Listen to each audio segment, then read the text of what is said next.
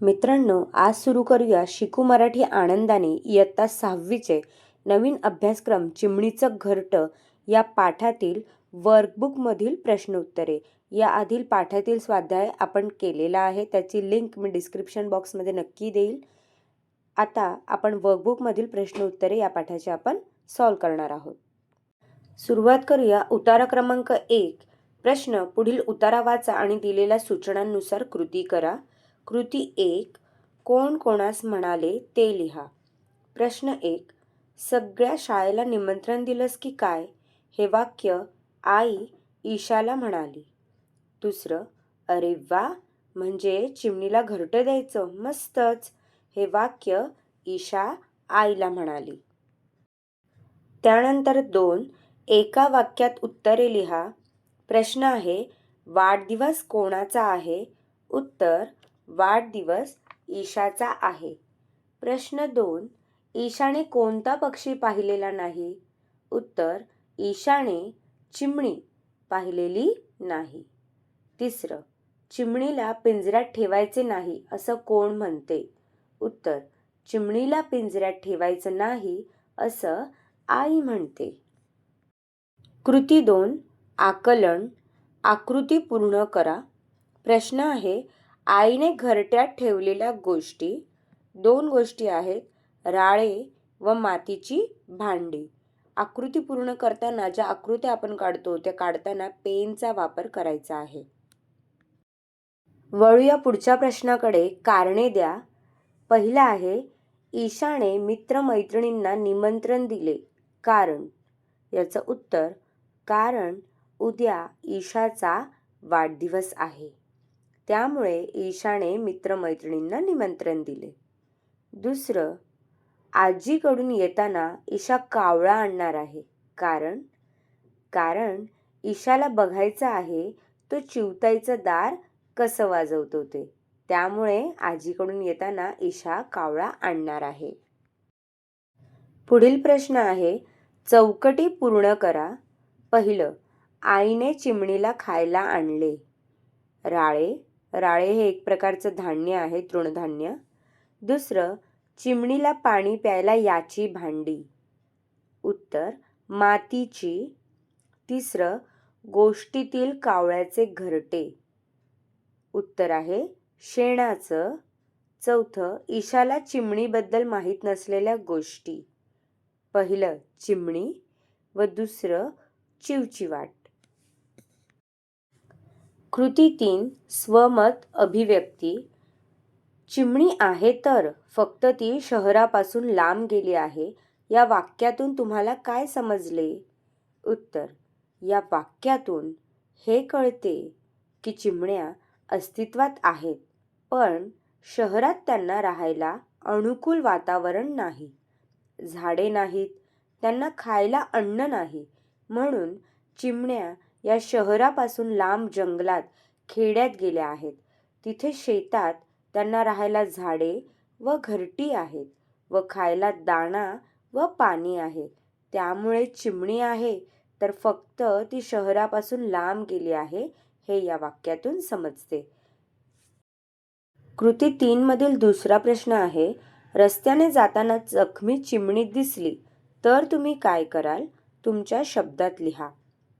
उत्तर, मी जखमी चिमणीला सुरक्षित ठिकाणी नेईन, तिला पाणी व आवश्यक ती मदत देईन, गरज असल्यास पक्षीमित्र व डॉक्टरची मदत घेईन, तिची काळजी घेईन, तिला खाऊ पिऊ घालून ती बरी झाल्यावर तिला मोकळ्या वातावरणात सोडून देईल.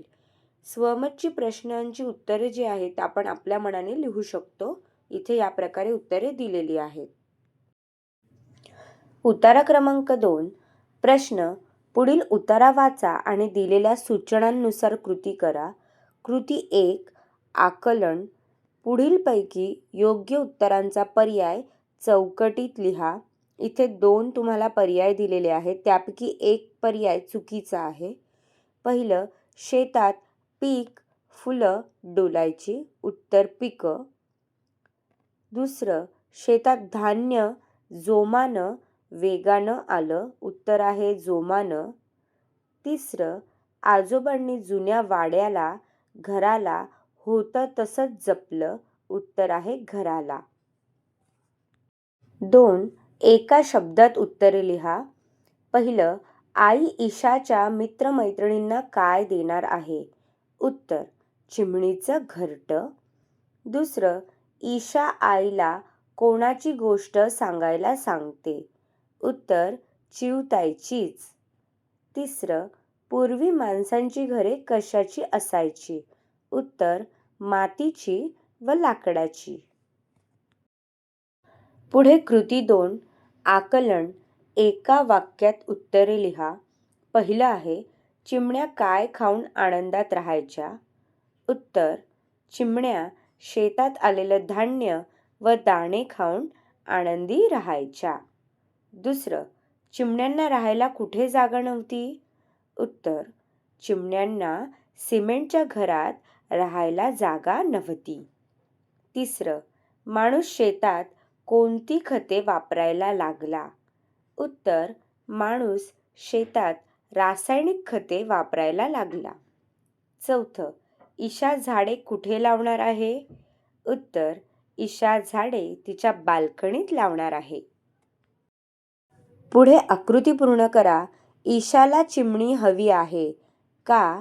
उत्तर आहे, घरट्यात ठेवायला, चिवचिव आवाज करायला, इकडून तिकडून पळायला व पिलांना घास भरवायला.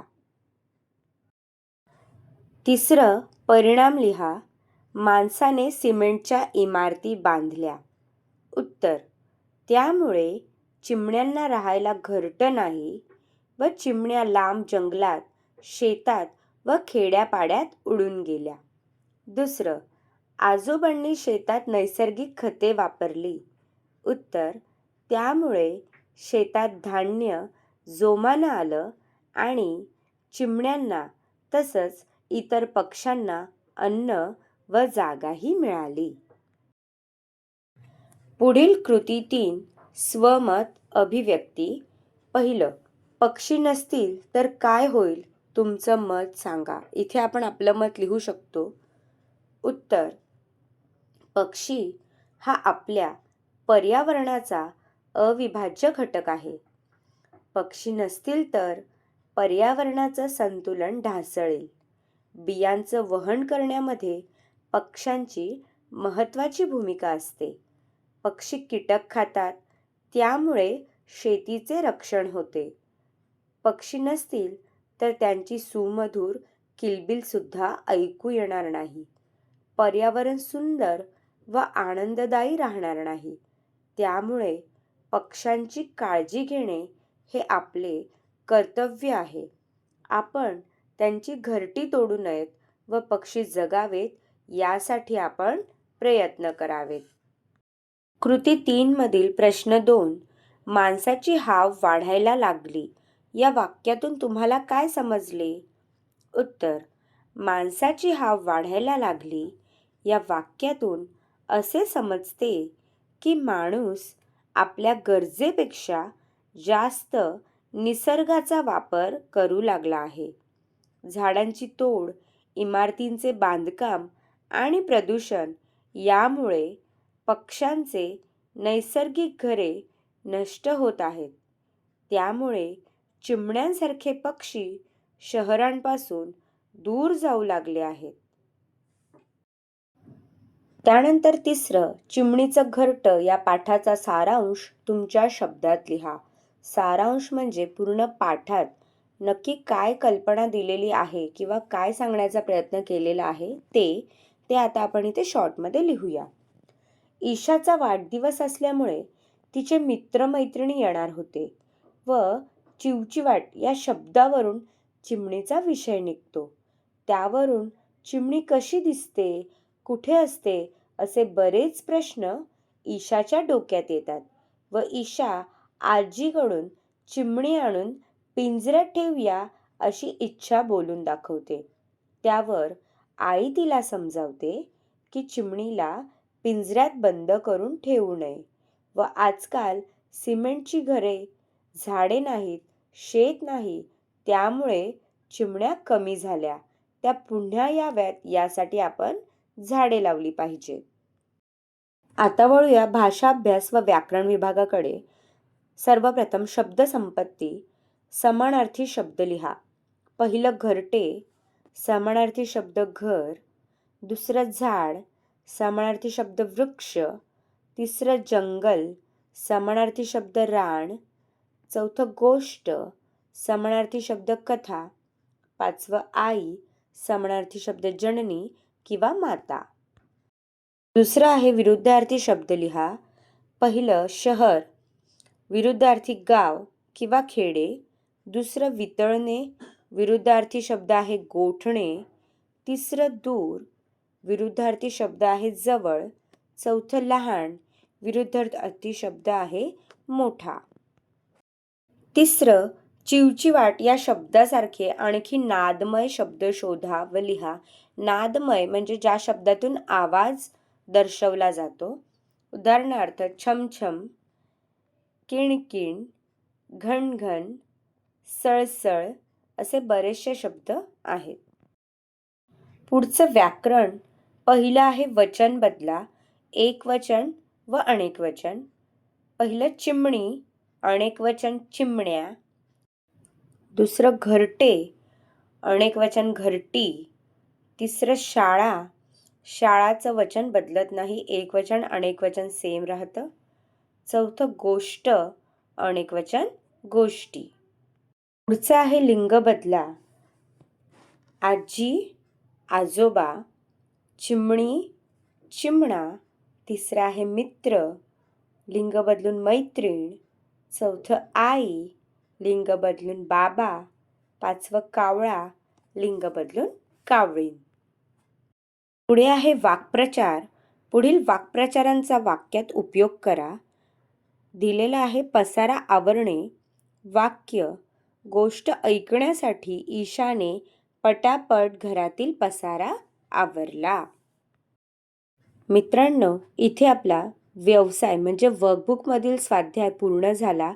याआधीही पाठातील स्वाध्याय जो आहे त्याचा व्हिडिओ मी अपलोड केलेला आहे. तुम्हाला व्हिडिओ कसा वाटला हे कमेंट करून नक्की कळवा. Thank you for watching.